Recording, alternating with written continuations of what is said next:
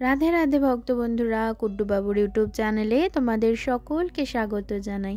কি প্রচণ্ড ঠান্ডা পড়ে গেছে দেখো, তাই আমি বানিয়েছিলাম তুলসী মহারানীর জন্য একটা সোয়েটার।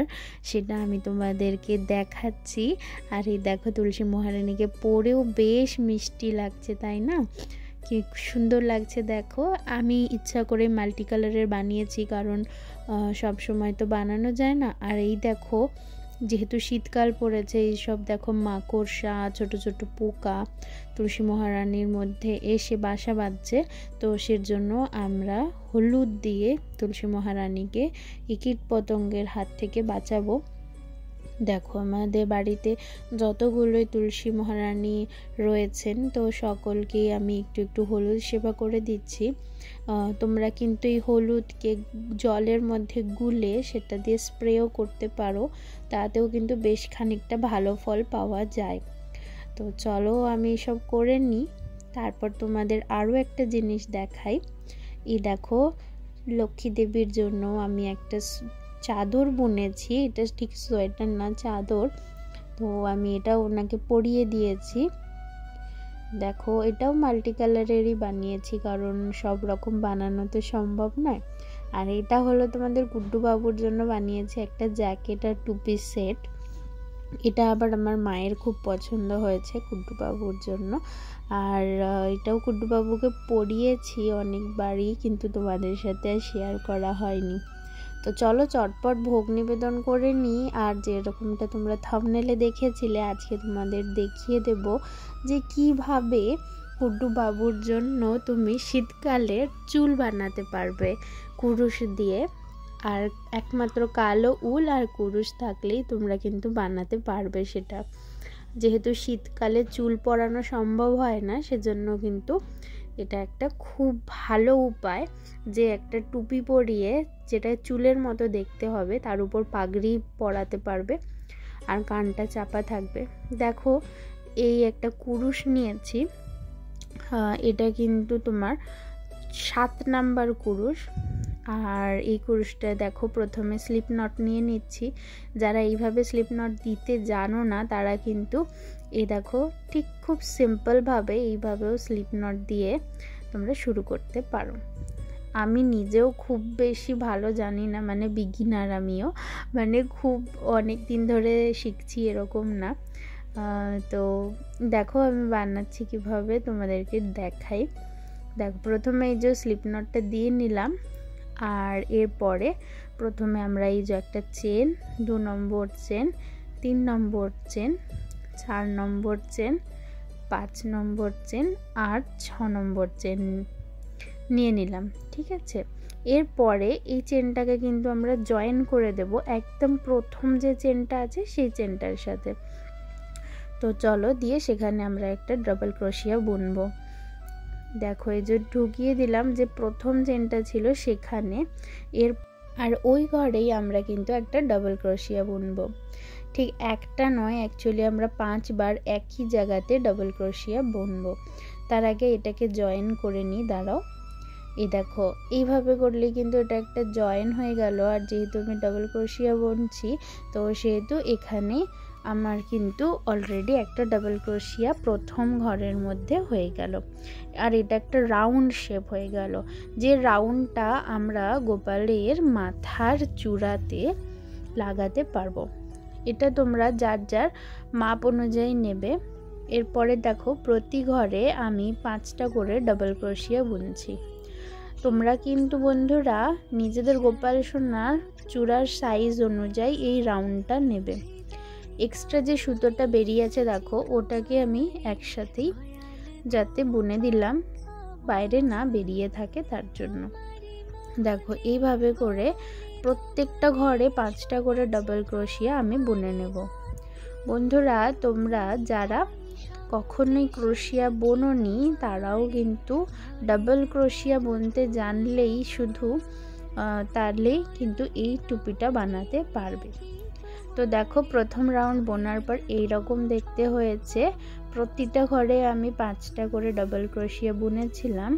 এরপরে প্রতিটা ঘরে, আর ঘর বাড়াবো না, একটা একটা করে ডাবল ক্রোশিয়া বুনবো। তো চলো বুনে নিই প্রতিটা ঘরে একটা করে ডাবল ক্রোশিয়া। বন্ধুরা, সব রকম সাইজের জন্যই আমি এই ভিডিওতে তোমাদেরকে বলেছি কিভাবে বুনতে হবে, তো তোমরা কিন্তু সেটা একটু লক্ষ্য করলেই দেখতে পারবে। এখানে আর ঘর বাড়াচ্ছি না, আমরা শুধুমাত্র প্রত্যেকটা চেনে একটা করে ডাবল ক্রোশিয়া আমরা বুনছি।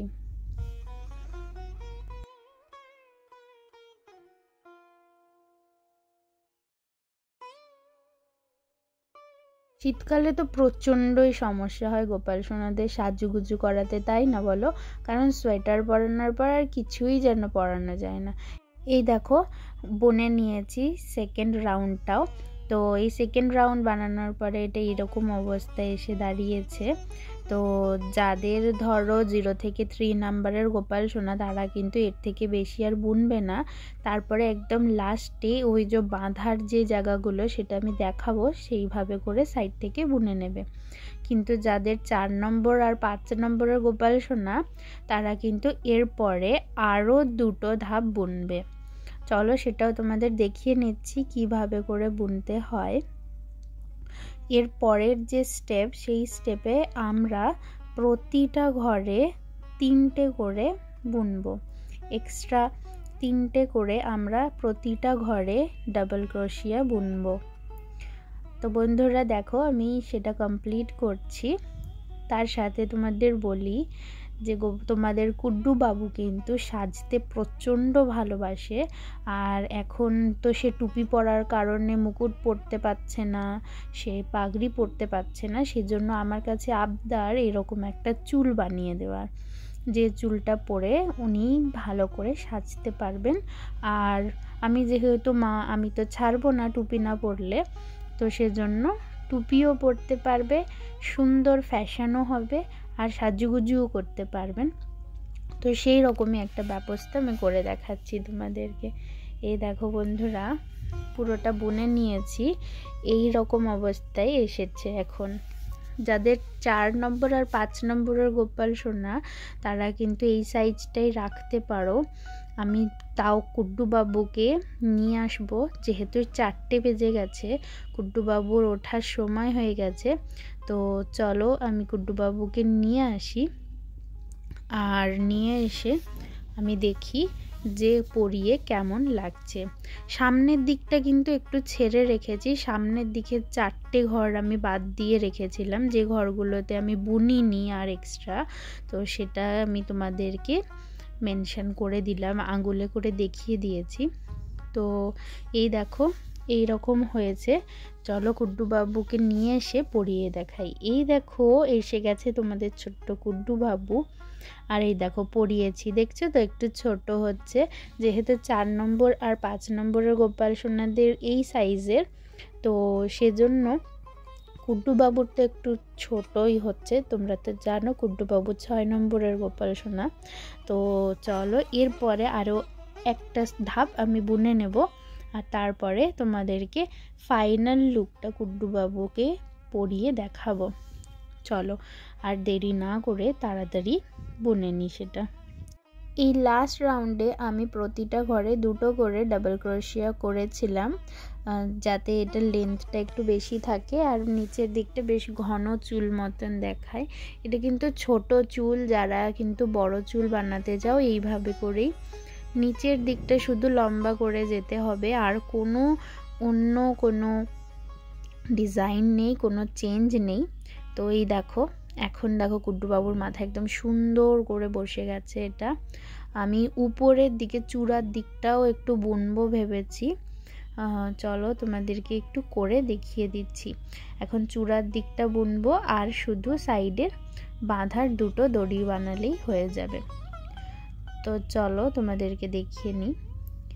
তার আগে তোমাদের কুড্ডু বাবুকে একটুখানি অরেঞ্জ খেতে দিয়ে দিই, কারণ এখন কুড্ডু বাবুর ফ্রুটস খাওয়ার সময়, আর আমি যেহেতু কুড্ডু বাবুকে নিচে নিয়ে চলে এসেছি সেজন্য আমি এখানেই বসে কুড্ডু বাবুকে ফল সেবা করলাম। দেখো যেহেতু তুলসী পত্র এখন শীতকাল বারবার শুকিয়ে যাচ্ছে, নষ্ট হয়ে যাচ্ছে, তো সেজন্য এখন আমি তুলসী মালা দিয়ে কুড্ডু বাবুকে ভোগ নিবেদন করলাম। চলো এরপর এই যে সাইডের দড়িটা তোমাদের বানিয়ে দেখাচ্ছি। দেখো এই যে সাইডের দড়িটা বানানোর জন্য কিছু না, সিম্পল চেন বানাতে হবে। আমি কুড্ডু বাবুর সাইজ অনুযায়ী 10টা করে চেন দু সাইডে বানিয়েছি। তোমরা তোমাদের গোপাল সোনাদের সাইজ অনুযায়ী একটু দেখে নেবে, মাপ করে নেবে, মাপ করে নিয়ে বানাবে। ধরো কারো 7টা, কারো 6টা, যাদের 0 থেকে 3 নম্বর তাদের তো 5টা হলেই চলবে চেন। তো চলো দেখিয়ে দিলাম তোমাদেরকে সাইডটা বানিয়ে। এই দেখো এটা সুতোটা একটু বার করেই কাটলাম একটু বেশি করে। আর এই দেখো এরপরে আমি ওই পাশেও সেমভাবে একদম বানিয়ে নেব।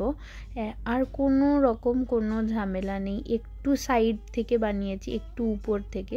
এই দেখো দুদিকেই আমি কিন্তু এরকম বানিয়ে নিয়েছি। আর এই হলো সেই চুল স্টাইলের টুপি, যেটার উপরে কিন্তু কুড্ডু বাবুরা পাগড়িও পরতে পারবে, মুকুটও পরতে পারবে। চলো এবার ভোগ সরিয়ে নিলাম, এরপরে তোমাদেরকে পরিয়ে দেখাই কুড্ডু বাবুকে কেমন লাগছে এটা পরে। এই দেখো এই হলো চুল স্টাইলের টুপি। দেখো কানগুলো কিন্তু একদম সুন্দর করে চাপা পড়ে গেছে। মায়েদের যেটা শিকায়ত থাকে বাচ্চাদের কাছে যে এই কান চাপা দিবি কিন্তু শীতকালে, সেরকম আমারও কুড্ডু বাবুর কান চাপা দিয়ে দিয়েছি। এই দেখো এখন পরে কি মিষ্টি লাগছে, একদম সুন্দর ছোট্ট চুল। এর উপরে তুমি যত খুশি মুকুট পরাতে পারবে, পাগড়ি পরাতে পারবে, সব কিছু পরাতে পারবে, কোনো রকম কোনো সমস্যা হবে না। আর স্টাইলকে স্টাইলও হবে। তো বন্ধুরা আজকের ভিডিও এই পর্যন্তই। আমার এক্সাম কিন্তু শেষ হয়ে গেছে, এখন রোজ ভিডিও আসবে, তাই কুড্ডু বাবুর আরও ভিডিও নিয়ে ফিরছি খুব তাড়াতাড়ি। রাধে রাধে।